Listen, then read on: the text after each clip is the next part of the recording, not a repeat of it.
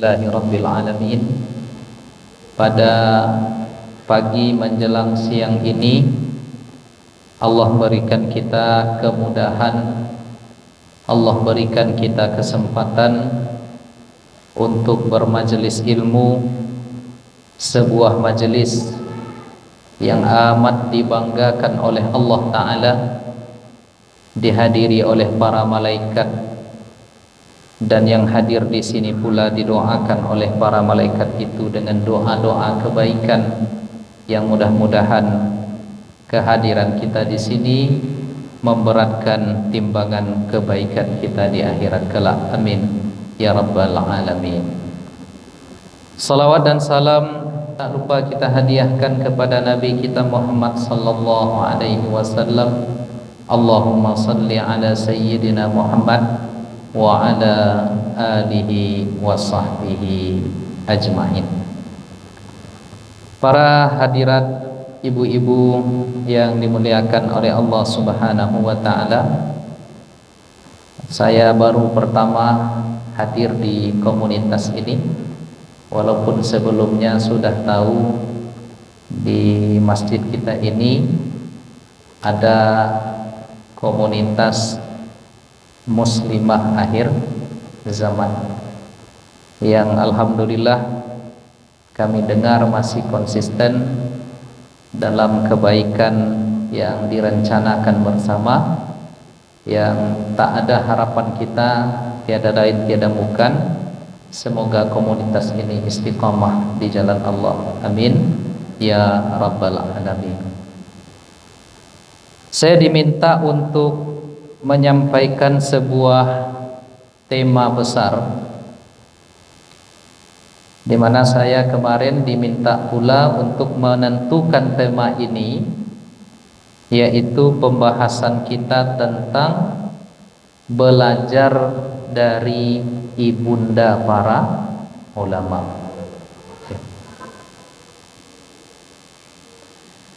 Ibu-ibu yang dimuliakan oleh Allah Subhanahu wa ta'ala, sebelum kita masuk seperti apa teladan yang diberikan oleh ibu-ibu para ulama di dalam mentransfer nilai-nilai kebaikan kepada anaknya, saya teringat dengan sebuah ungkapan yang disebutkan oleh Hafiz Ibrahim. Jadi Hafiz Ibrahim ini, ibu-ibu sekalian, adalah salah seorang penyair dari Mesir. Apa kata beliau? Al-ummu madrasatun idza a'dattaha. Sesungguhnya seorang ibu itu adalah madrasah. Madrasah itu ibarat sebuah sekolah. Idza a'dattaha, apabila ibu-ibu ini kalian persiapkan dengan baik, a'datta sya'ban tayyibal a'raqi. Ibu ini ibarat madrasah. Apabila madrasah ini dibuat, dipersiapkan dengan baik, maka pada saat itu kita sedang mempersiapkan generasi-generasi terbaik. Tayyibal a'raq, yaitu anak-anak keturunan generasi yang mereka generasi terdepan, generasi terbaik, atau generasi yang luar biasa. Nah, ini ungkapan dari Hafiz Ibrahim. Kemudian ada lagi seorang penyair yang bernama Ma'ruf Ar-Rasafi. Jadi Ma'ruf Ar-Rasafi itu pernah mengatakan di dalam bait-bait syairnya, fahadadul ummi madrasatun tasamat. Ya, belayan kasih sayang pendidikan seorang ibu itu madrasatun, ibarat madrasah tasamat bitarbiyatil banina wal banat, maka akan lahir dari madrasah itu nanti generasi-generasi unggul, baik anak laki-laki ataupun anak perempuan. Jadi seluruh ahli syair itu mengatakan bahwa yang namanya ibu secara khusus atau wanita secara umum, mereka adalah madrasah, tempat dibina di dalamnya anak keturunan. Wa akhlaqul walid tuqasu hasanan bi akhlaqin nisa'il walidat. Jadi kata Mahmud Ar-Rasafi, lanjutan dari syair itu, karakter akhlak dari anak yang dilahirkan itu tuqasu hasanan, dia ditimbang, dinilai baik, bi akhlaqin nisa'il walidat, dengan akhlak karakter ibunya yang melahirkan. Nah, jadi ibarat kata pepatah, buah tidak akan apa istilahnya ibu-ibu sekalian? Buah tidak akan jauh jatuh dari pohonnya. Kalau air hujan itu tak akan jauh-jauh, dia akan jatuh, istilahnya itu ke air hujan itu tak akan jauh jatuhnya dari apa istilahnya tuh ya, tempat jatuhnya itu. Nah, jadi ini sebelum kita masuk ya, seperti apa peran atau fungsi dari seorang ibu ya, wabil khususnya terhadap anak-anak keturunannya. Jadi mereka ini secara khusus ibu, begitu juga ayah, dikiaskanlah karakter dan perangai anak ini kepada siapa orang tua mereka. Jadi kalau kita ingin mendapatkan anak-anak yang berakhlak, maka ayah dan ibunya mesti juga terlebih dahulu berakhlak. Kalau kita ingin anak-anak kita soleh, maka hendaknya kita juga mensolehkan atau mensolehahkan diri kita. Kalau kita ingin mereka menjadi ahli ilmu, kita juga harus cinta kepada ilmu pengetahuan. Kalau kita ingin mereka menjadi orang-orang yang terhormat, maka kita sebagai orang tua wabil khusus hendaknya juga menjadi pribadi-pribadi yang terhormat.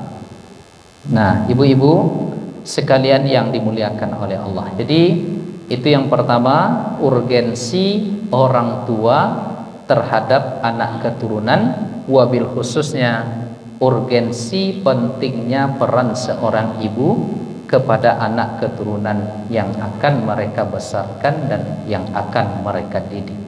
Nah, lalu sekarang kita masuk belajar ke seperti apa ibunda para ulama mendidik anak mereka. Kita ambil circle-circle yang bisa kita jadikan teladan. Kita tak akan bercerita tentang ibunya si fulan, ibunya si fulan, ibunya si fulan, tetapi kita akan mengambil ibarat puzzle. Kita akan memasang satu puzzle sebagai contoh yang bisa kita ambil. Begitulah peran yang dimainkan oleh seorang ibu terhadap anaknya.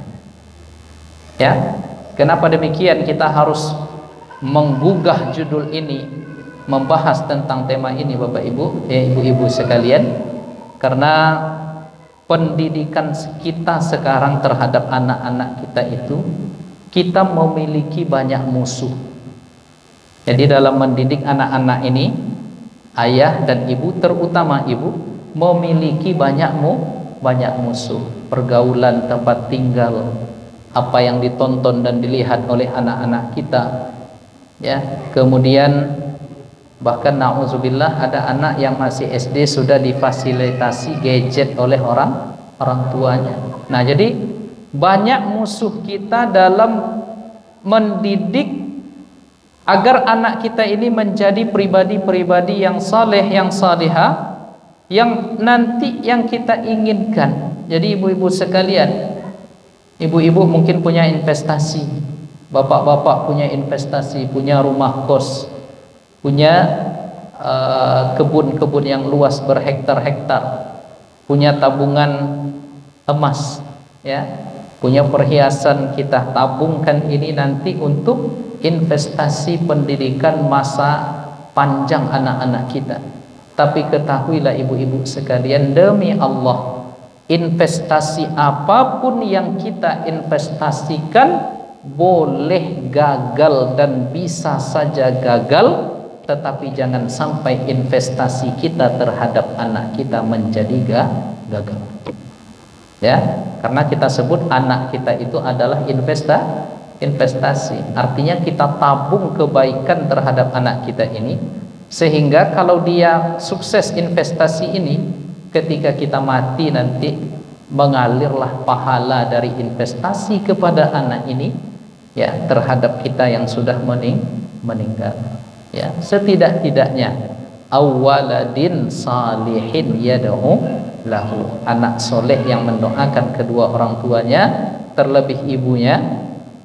Dia pandai nanti hendaknya berdoa ketika kita sudah meninggal, Rabbighfirli wa liwalidayya warhamhuma kama rabbayani shaghira. Maka ibu-ibu sekalian, sekali lagi saya katakan, kita boleh gagal dalam investasi apapun, tetapi jangan sampai gagal dalam investasi kita terhadap anak kita. Nah, lalu dari mana kita mulai? Yang pertama, kita mulai terlebih dahulu dari ibunya Zaid bin Sabit. Ya, jadi kita sekarang banyak bercerita saja, banyak berkisah. Jadi ada seorang sahabat Nabi, namanya adalah Zaid bin Sabit. Nah, suatu ketika Zaid bin Sabit ini ingin ikut perang Badar.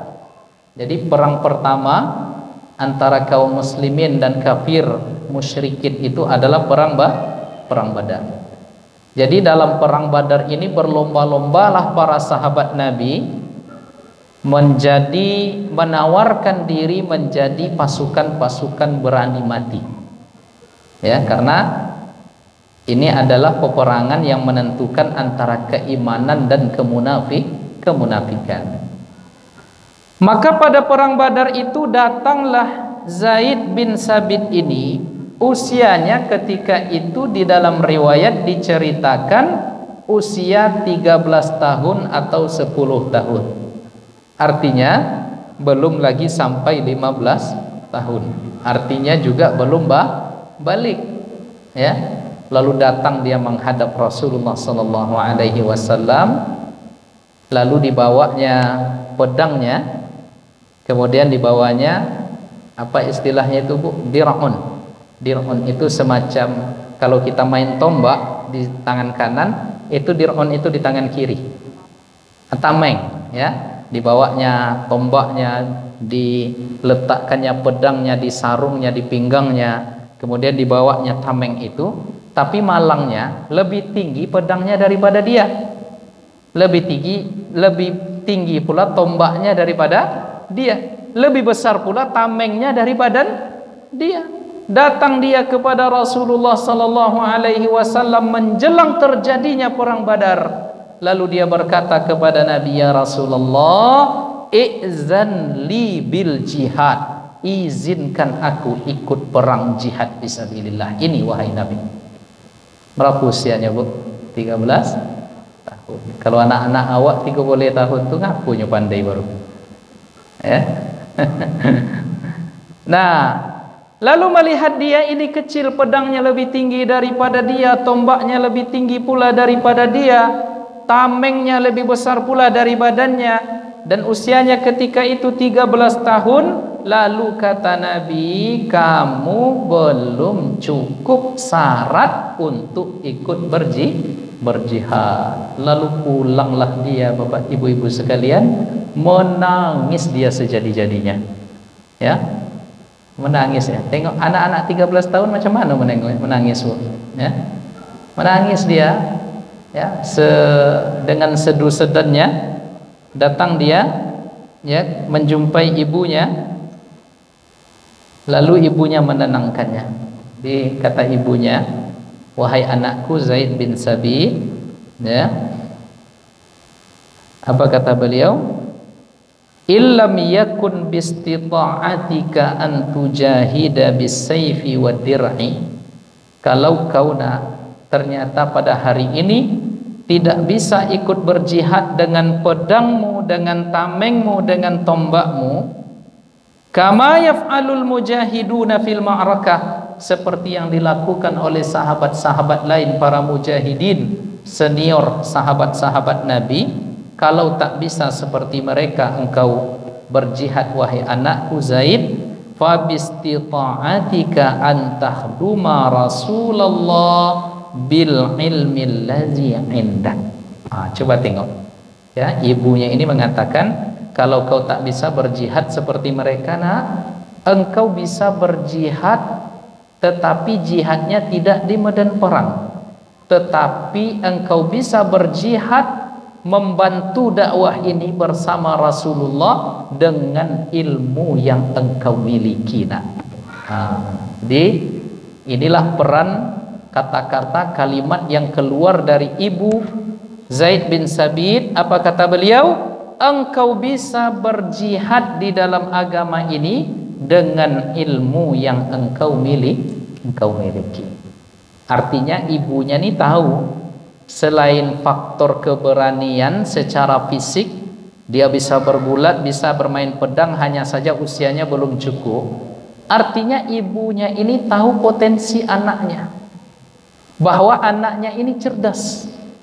Maka dia dengan pede mengatakan, kalau di bidang ketahanan fisik kau tak bisa berjihad dengan Rasulullah, maka berjihadlah dengan kecerdasan ilmu yang engkau miliki. Masalah zaman sekarang ibu-ibu sekalian, ada ibu-ibu yang tak tahu potensi anaknya di mana, ya, sehingga dipaksalah anak ini kursus itu, padahal tidak sesuai dengan fitrah dan kesukaannya, potensinya, ya. Jadi ibu dari Zaid bin Sabit mengetahui anaknya ini cerdas, anaknya ini pintar. Maka seketika itu juga dia bawa Zaid bin Sabit ini menjumpai Rasulullah sallallahu alaihi wasallam. Lalu apa kata ibunya? Ya Rasulullah, engkau menolak anakku untuk berjihad fi sabilillah bersamamu, maka sekarang ya Rasulullah, anakku ini anak cerdas, anakku ini anak pintar, anakku ini adalah anak jenius. Maka dengan kejeniusan, kepintaran dan kecerdasan dia yang saya tahu ini ya Rasulullah, okelah engkau tidak membawanya untuk berjihad fi sabilillah, tapi berikan kepadanya tugas belajar agar ia bisa membantu dakwah ini wahai Rasulullah sallallahu alaihi wasallam. Nah, lalu dapat informasi dari ibunya ini, Rasulullah sallallahu alaihi wasallam mengatakan kepada Zaid bin Sabit, izhab fata'allam lughatal yahud. Wahai Zaid, kata Nabi, sekarang coba kamu cari guru, pergi belajar bahasa Ibrani, bahasa Yahudi. Kenapa kata Nabi? Fa inni wallah ma aminuhum ala kitabi. Karena demi Allah, saya tak pandai membaca tulisan mereka, tak pandai juga kata Nabi saya membalas bahasa mereka. Khawatir-khawatirnya nanti ketika datang surat atau perjanjian dengan mereka, bersebab saya tak mampu dan orang-orang ramai tak bisa bahasa Ibrani, maka kita akan dikicuh. Tahu dikicuh, Bu? Ya, kita akan ditipu.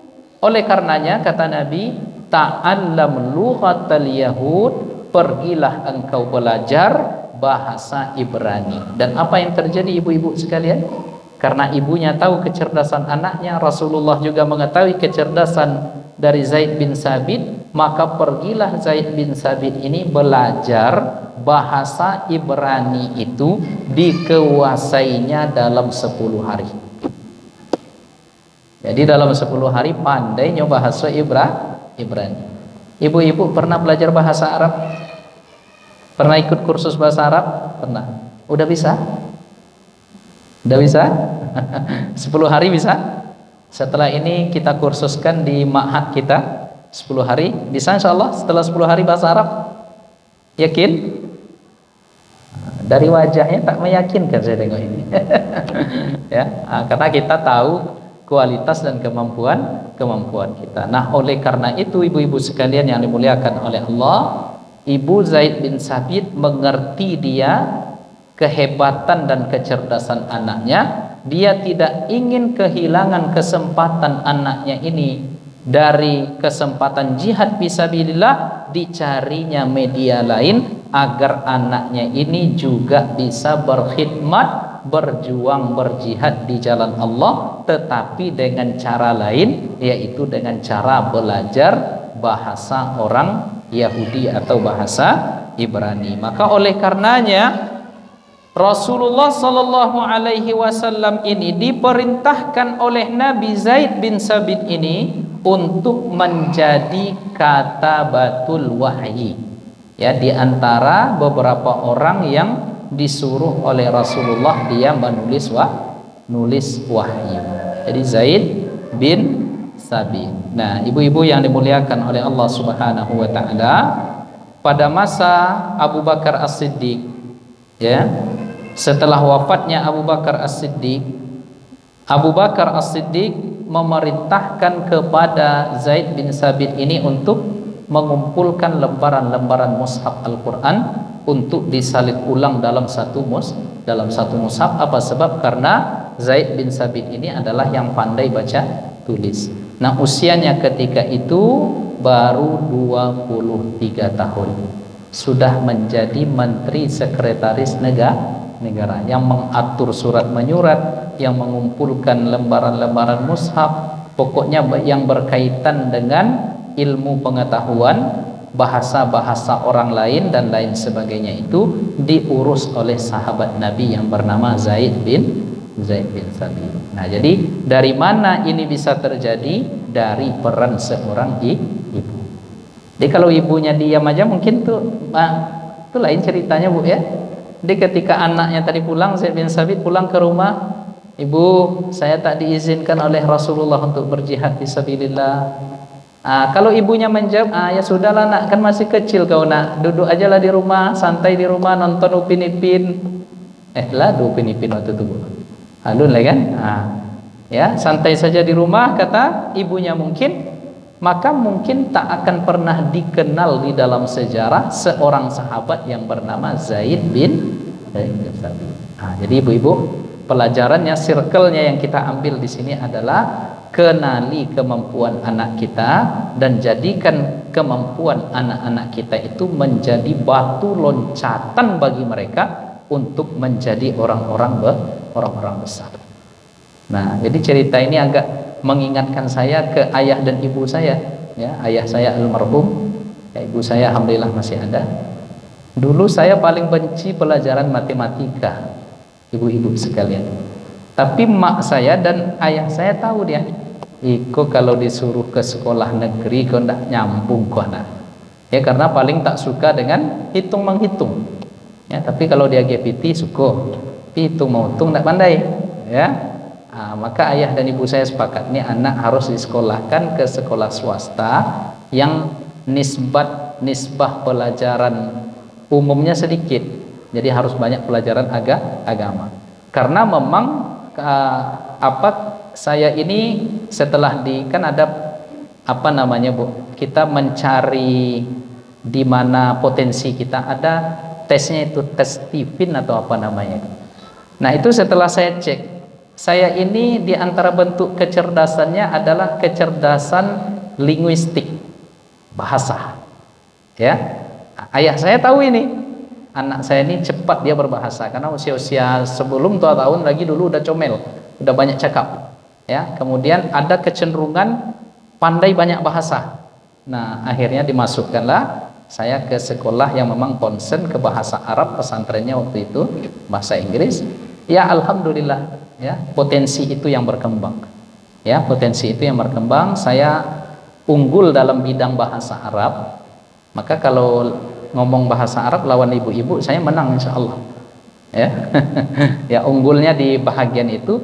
Nah, sekiranya dulu ya ibu saya dan ayah saya itu memaksa saya ke sekolah sains, ya sekolah matematika, IPA, mungkin tak akan jadi seperti sekarang, ya.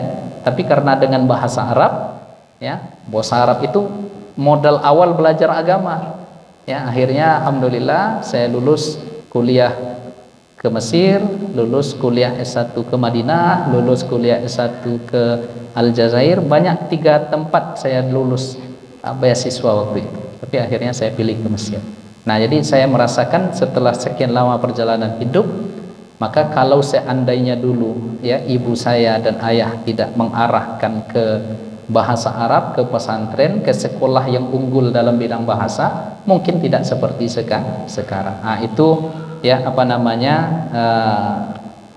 ya apa bahagian-bahagian hidup yang mesti kita syukuri kepada Allah Subhanahu wa taala. Nah, jadi yang pertama kisah ibunya Zaid bin Thabit. Nah, kemudian kita belajar pula kepada ibu dari Muawiyah bin Abi Sufyan. Muawiyah bin Abi Sufyan, ayahnya bernama Abu Sufyan, ibunya bernama Hindun binti Utbah. Ya, jika tak salah Hindun binti Utbah atau Hindun, ya. Jadi Hindun ini kan ceritanya dulu sebelum dia masuk Islam, dialah yang mengunyah dan memakan daging jantung hati Hamzah bin Abdul Muthalib. Ya, tapi kan pada tahun ke-10 Hijriah, dia, suaminya, adik-adiknya semuanya pada masuk Islam.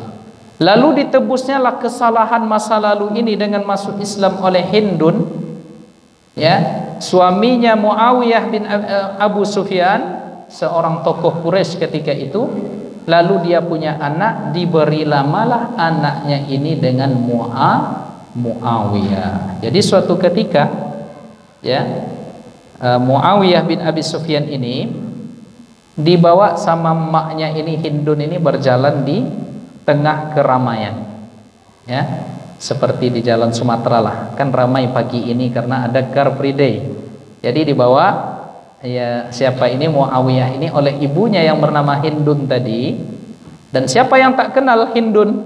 Siapa yang tak kenal Muawiyah bin Abu Sufyan? Keluarga ini adalah keluarga terkenal, keluarga terhormat, keluarga yang disegani. Jadi berjalanlah si ibu ini dengan anaknya yang bernama Muawiyah tadi. Lalu berkomentarlah orang-orang yang melihat mereka berdua ini sedang lewat. Jadi kata orang, ya, melihat mereka berdua sedang bergandengan tangan antara ibu dan anak, in asa Muawiyatun sada qaumah. Jadi kata orang yang lewat, kalau si Muawiyah ini nanti hidup panjang umurnya, kami yakin anak ini nanti akan jadi pembesar di kaumnya. Ya, biasanya kan kita udah bisa menengok tuh, Bu, ya, tipikal anak-anak ini jadi pemimpin nih nanti, ini begini. Firasat itu yang dirasakan oleh orang-orang yang melihat Muawiyah ini digandeng oleh ibunya. In asa Muawiyah, apabila panjang umur anak ini nanti insya Allah sada qaumah, maka dia akan menjadi pemimpin pemuka yang terdepan di kaumnya.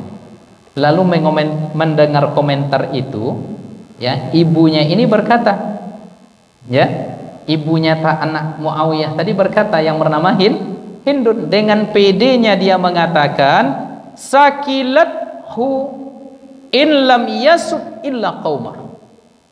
Apa artinya itu, Bu? Oh, Bu, sakilathu in lam yasudda illa qaumah. Bu, ini fokus atau memang tak tahu artinya ini? Ya, tak tahu ya.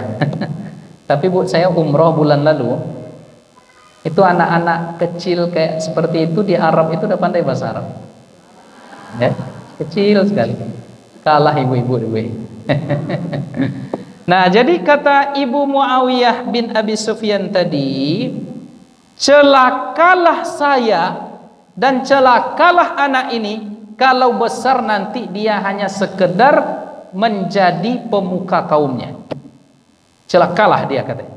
Tak ada gunanya kata ibunya kalau hanya ketika besar dia nanti dia hanya pemimpin sukunya. Berarti maksud dari ibu Muawiyah bin Abi Sufyan ini adalah dia nanti akan menjadi pemimpin dunia.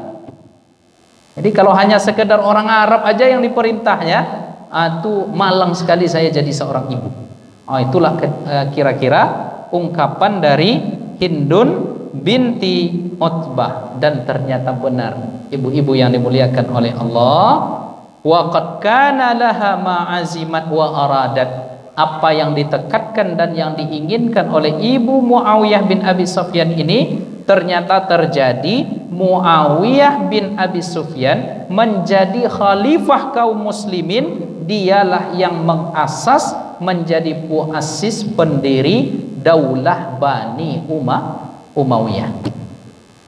Jadi kan khalifah pertama Abu Bakar, Umar, Utsman, Ali. Selesai 4 orang ini dilanjutkan oleh Muawiyah bin Abi Sufyan, dinasti Bani Umayyah. Dia dan keturunannya lah yang menjadi raja khalifah ketika itu, yang memimpin bukan hanya negara-negeri Arab yang dipimpinnya, sampai kekuasaan Islam itu ke Romawi, ke Persia. Nah, coba bayangkan ibu-ibu. Jadi setiap dipakaikan baju selesai mandi, ya setiap harinya ketika masih kanak-kanak, itu ibu Muawiyah ini selalu mengatakan, nak, kau ini akan jadi pemimpin nanti. Tapi pemimpinnya bukan sekedar jadi wali kota, bukan sekedar jadi wali kota, apa namanya bu? Gubernur. Ya tidak, tapi nanti kau akan jadi presiden. Itu yang dimasukkan kalimat keyakinan, azam dan tekad, itulah yang didendangkan terus oleh ibunya ke telinga Muawiyah bin Abi Sufyan. Maka ketika ada orang yang mengomentari Muawiyah ini nanti akan menjadi pemimpin kaumnya, malang dan celakalah saya kalau punya anak hanya sekedar menjadi pemimpin kaumnya. Nah, maka cita-citakan anak-anak kita ini nanti jadi orang besar, ya. Makanya ibu-ibu sekalian yang dimuliakan oleh Allah, doa ibu-ibu ini mustajab. Maka apapun yang terjadi pada anak kita selalu doakan yang positif, ya, doakan yang positif, karena disitulah nanti doa-doa yang positif, harapan-harapan dan tekad-tekad yang baik itu tertabungkan di dalam lembaga jiwa anak-anak itu, sehingga dengan itu dia tumbuh besar lagi. Nah, jadi kata kau ini bukan anak sembarangan, kau ini keturunan begini, keturunan begini. Jadi dari kecil dia sudah diingatkan, ya, dengan kemuliaan nasabnya, dan dengan nasab yang ada pada dirinya itu ada kebaikan-kebaikan, karakter-karakter. Insyaallah tumbuh menjadi generasi-generasi yang baik. Nah, jadi yang pertama tadi kita belajar kepada ibunya Zaid bin Sabit, yang kedua kita belajar kepada ibunya Muawiyah bin Abi Sufyan. Nah, sekarang kita belajar yang ketiga ke ibu Imam Rabi'atur Ra'yi. Imam Rabi'atur Ra'yi ini namanya adalah di dalam riwayat diceritakan beliau ini nama aslinya jika tidak silap Abdurrahman, ya. Nama aslinya Rabi'ah bin Abi Abdurrahman. Nah, jadi ibu dari Rabi'ah ini, ya, beliau pernah suatu ketika, jadi beliau menikah. Setelah menikah, hamillah ibu dari Rabi'atu Ar-Ra'yi ini, Rabi'ah bin Abdurrahman. Tetapi pada saat yang sama, di saat hamil-hamil itu sudah membesar, dia harus berpisah dengan suaminya yang bernama Abu Abdurrahman. Ya, kenapa dia harus berpisah? Karena ayah dari Rabi'ah ini atau suami darinya tadi itu adalah seorang prajurit. Ya, dia harus ditugaskan untuk pergi berjihad fisabilillah. Nah, lalu apa yang terjadi? ternyata ibu-ibu sekalian yang dimuliakan oleh Allah, ya, pada saat dia hamil, suaminya mesti pergi bertugas ke medan perang, maka dititipkanlah oleh suaminya tadi uang senilai 30.000 dirham, dinar, ya, 30.000 dinar. Satu dinarnya sekarang berapa? Sekitar satu dinar emas itu anggaplah 2 juta atau 3 juta. Ini 30.000 dinar. Kira-kira berapa ibu-ibu? Berapa rupiah yang ditinggalkan oleh suaminya ini ke istrinya yang lagi dalam keadaan hamil? Ya, 30.000 dinar. Kalau satu dinarnya 3 juta, kan sudah saya bilang ke ibu tadi, saya agak lemah matematika. Makanya saya tanya ibu-ibu, ya, kita kalilah dulu. Berapa, Bu? 30.000 kali 3. Berapa riba itu? 90 juta. 90 miliar. Ya. 90 miliar ditinggalkan oleh ayah dari Rabi'ah tadi ke istrinya. Ibu-ibu kalau dititip semiliar mau enggak suami pergi? Suami pergi tugas sebulan ke Papua misalnya. Ditinggalkannya ibu-ibu agak 1 miliar sebulan, mau enggak? Bu, mau enggak? Mau. Kan banyak itu kan. Banyak itu, Bu. 90 miliar. Nah, tapi cuma ya takdir Allah berkata lain.